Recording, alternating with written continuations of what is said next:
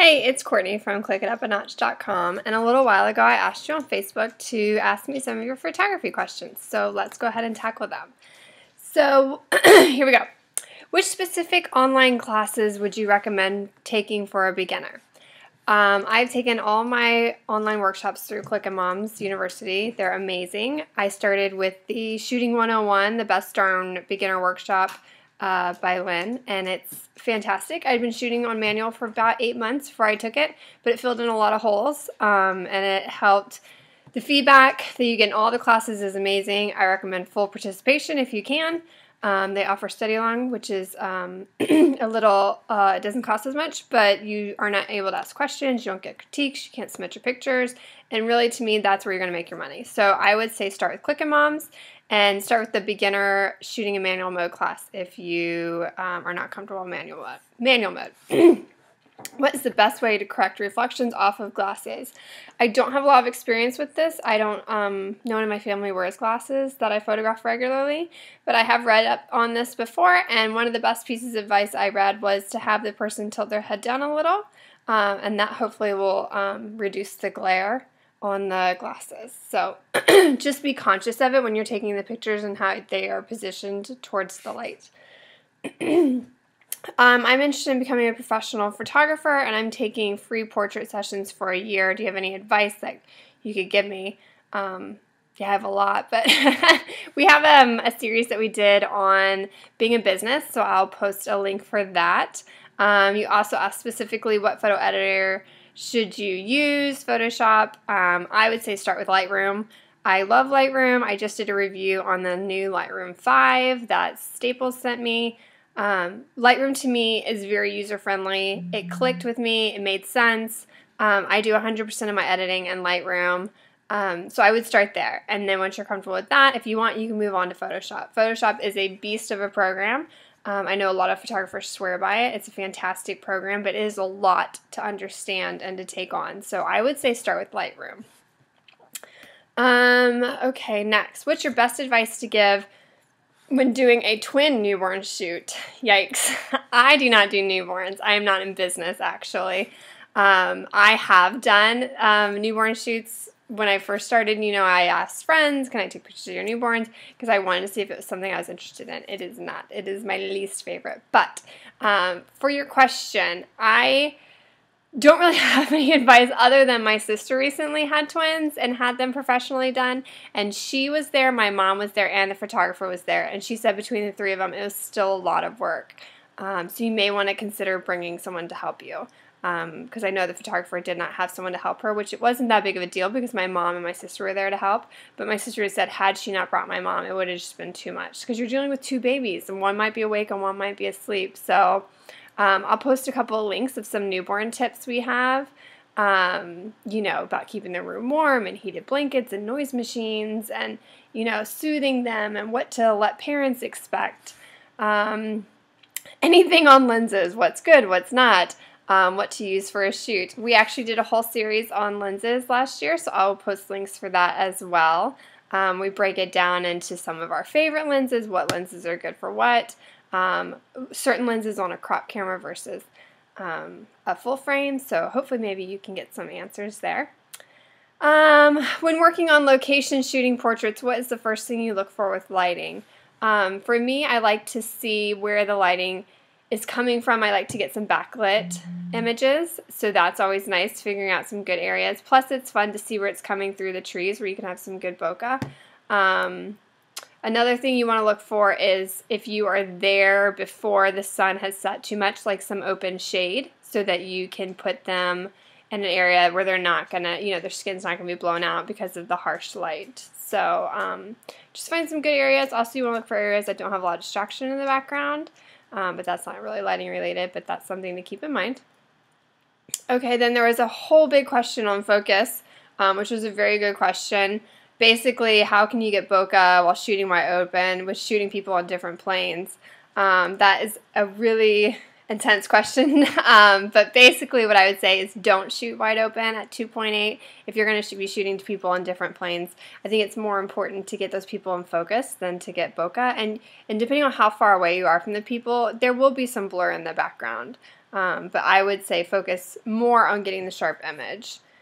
Okay, in Elements, how do you crop photos best for printing? I don't use Elements, but I would say that think of the ratios when you're doing them. If you're doing, if you want to print it as a 8x10, then you need to crop your image as a 2x5, 4x5. Sorry, trying to do math. So you want to make sure that your ratio is a 4x5. If you're going to print it as a 4x6, you can do a 2x3 ratio. But all of that is important to keep in mind. How many pictures do you give a client after a session? We're giving more than 100 all edited. It is exhausting. And how do you decide which ones to delete? I'm sure that is exhausting. Again, I am not in business, but I do and have taken pictures for friends. And I would say I don't give any more than, I average at least, I give 30, and I would say the most I've given is maybe 60. If you give too much, it becomes really overwhelming for them. Even if there are 100 fantastic images, they're going to have a hard time. If you had a hard time narrowing them down, just imagine how hard they're going to have a hard time narrowing down. And then they might not end up doing anything with them. They might not print them. They might just sit on the CD because they're so overwhelmed. There's so many. So I would say narrow it down. And how do you decide? Just compare. If you have 5 pictures that you love of the family sitting under a tree, pick one. It's hard, and you may have to ask your husband or a friend or someone else for some help picking that one, which one is best. But you really, as a photographer, that's part of the reason they're paying you, is for you to pick the best images.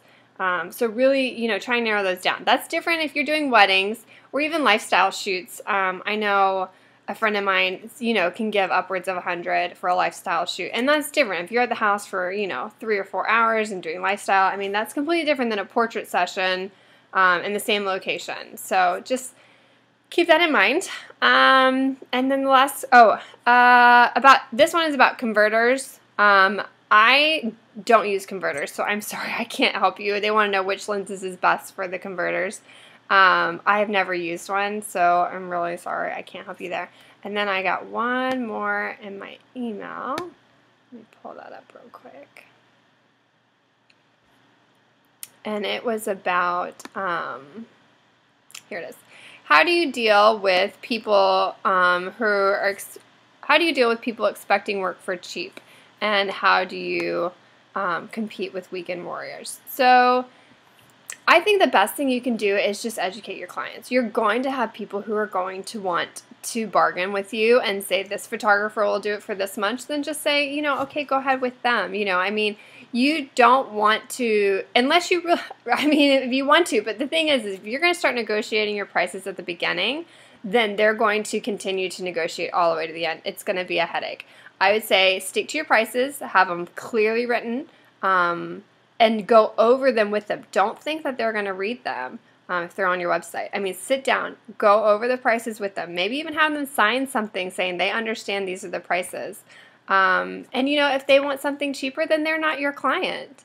And that is fine. Not everyone is going to be your ideal client. And you have to be okay with letting some people go. But if they're going to try and negotiate with you and are already complaining before they've even booked you, do you really want to be working for someone who is already upset with how you do things? I mean, I wouldn't. And how do you compete with the weekend warriors? I'm not quite sure what you mean by weekend warriors. I've never heard that. But I'm guessing maybe people who just, work all the time on the weekends and you've chosen not to. And that's fine. You have to run your business like you run them, and you can't compete with them. Just be the best photographer that you can be. Give your clients 100% customer service that is above everyone else's, and they will send their friends to you.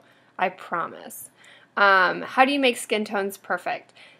Skin tones are really hard. It's still something I'm working with. There is a number science to them. I recommend Flawless. It's sold at the Click and Moms store. It's an ebook. It's amazing. Sarah Wilkinson wrote it, and basically anything she does is amazing. But I have a review on my site. I'll post a link. But she breaks it down in Lightroom and Photoshop. I think there's one for Photoshop Elements that you can purchase as well. How to find the correct numbers for skin tones for newborns and for, she breaks it down. She covers everything. So if you want to learn more about skin tones, get that. And I've been really down about meeting brides and grooms. They love me, my work, but then I never hear back from them. How do I change that? Do you follow up with them? I would call them. Not necessarily even an email. Call them. No one calls people anymore. In this day and age, they rely on email. But if you make that personal step, just to touch base, I just wanted to see if you had any questions. You don't have to seem pushy and say, "Did you book anybody?" But you can just say, we met last week. I really enjoyed working with you guys. I was just wondering if you had any further questions for me. Something as simple as that. It's just they know that you're interested in them. Maybe. Like I said, not everyone is going to be the perfect client, so maybe they found someone else, and that is okay. You will get to that point where, you find the ideal client, and then they'll be beating down your door. So I hope that answers everybody's questions. I will leave some links for the things that I mentioned below, and if you like this video, be sure to like it, share it, and don't forget to subscribe to our YouTube channel. Thanks.